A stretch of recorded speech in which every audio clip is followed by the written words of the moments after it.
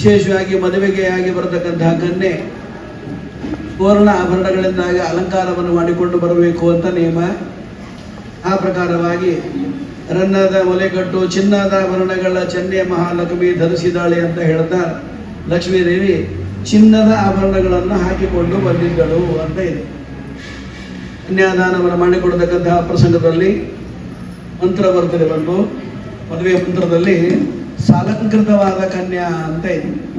ಸಾಲಂಕಾರ ಕನ್ಯಾ, ಸಾಲಂಕೃತವಾದ ಕನ್ಯೆಯನ್ನು ದಾನವನ್ನಾಗಿ ಕೊಡಬೇಕು ಅಂತ ಇದೆ. ಕನ್ಯಾ ದಾನವನ್ನು ಮಾಡಿಕೊಡುವಾಗ ನಾವು ಕನ್ಯೆಯನ್ನು ದಾನವನ್ನ ಕೊಡತಕ್ಕಂತಹ ನಾಮಗಳು ಸಾಲಂಕೃತ ಸುವರ್ಣ ಆಭರಣಗಳಿಂದಾಗಿ ಅಲಂಕೃತರಾಗಿರಬೇಕು.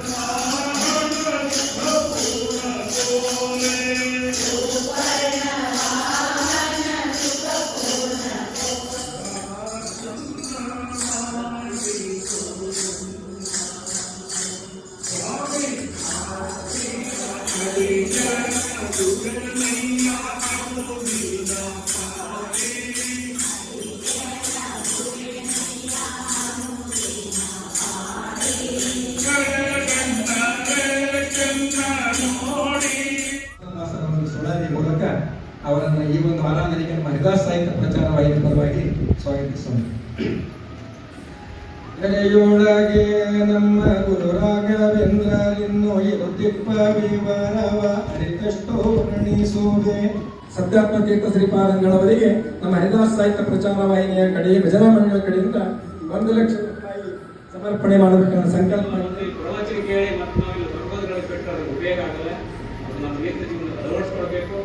ಕೋರ್ಟ್ನಲ್ಲಿ ಸತ್ಯವನ್ನು ಹೇಳುತ್ತೇನೆ, ಸತ್ಯವನ್ನು ಬಿಟ್ಟು ಬೇರೆ ಹೇಳೋದಿಲ್ಲ ಅಂತ ಕಾಣುತ್ತದೆ.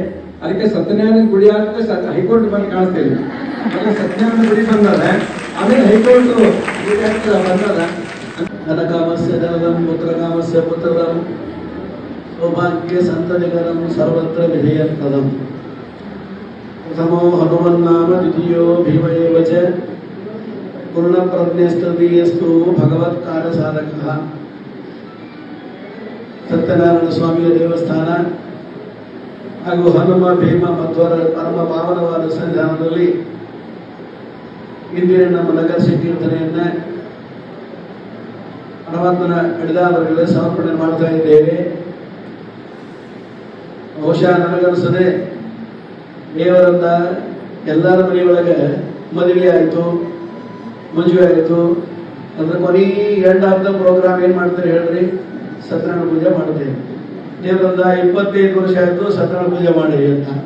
ಬರೋಬ್ಬರಿ 25 ವರ್ಷ ಆಗಿದೆ. ಅದಕ್ಕೆ ಸತ್ಯನಾರಾಯಣ ಪೂಜೆ ಮಾಡ್ಬೇಕಂತ ಅನ್ನುವಂತೆ ಸತ್ಯನಾರಾಯಣ ಪಾವನ ಸನ್ನಿಧಾನದಲ್ಲಿ ಬಂದು ಮಾಡಿವೇಲಿಗೆ ಯಾರ ಸಾಕ್ಷಿ ಬೇಕಲ್ರಿ? ದೇವರಿಗೆ ಕರ್ಪಣೆ ಸಮರ್ಪಣೆ ಮಾಡ್ಬೇಕಾದ್ರೆ ಯಾರು ದ್ವಾರ ಮಾಡ್ತೇವೆ ನಾವು? ಭಾರತೀಯರನ್ನು ಮುಖ್ಯ ಪ್ರಾಣ ಅಂತರ್ಗತ ಅಂತ ಮಾಡ್ತಾರೆ. ಹನುಮ ಭೀಮ ಮಧ್ವ ಮೂರು ರೂಪದಿಂದ ಸಾಕ್ಷಿ ಇದ್ದ. ಅವರ ಅಂತರ್ಗತನಾಗಿರ್ತಕ್ಕಂತಹ ಲಕ್ಷ್ಮೀ ಸಹಿತನಾದ ಸತ್ಯನಾರಾಯಣ ಸಿಂಗಲ್ ಇಲ್ಲ, ಮತ್ತದು ನಾರಾಯಣ ಒಬ್ಬನೇ ಇಲ್ಲ. ಲಕ್ಷ್ಮೀ ಸಹಿತನಾಗಿರ್ತಕ್ಕಂತಹ ನಾರಾಯಣ ನಡೆದಾರಗಳಲ್ಲಿ ಸಮರ್ಪಣೆ ಮಾಡುವಂತೆ ಈ ದಿನ ಕಾರ್ಯಕ್ರಮವನ್ನು ಸತ್ಯನಾರಾಯಣ ದೇವಸ್ಥಾನದಲ್ಲಿ ಮಾಡ್ತಾ ಇದ್ದೀವಿ.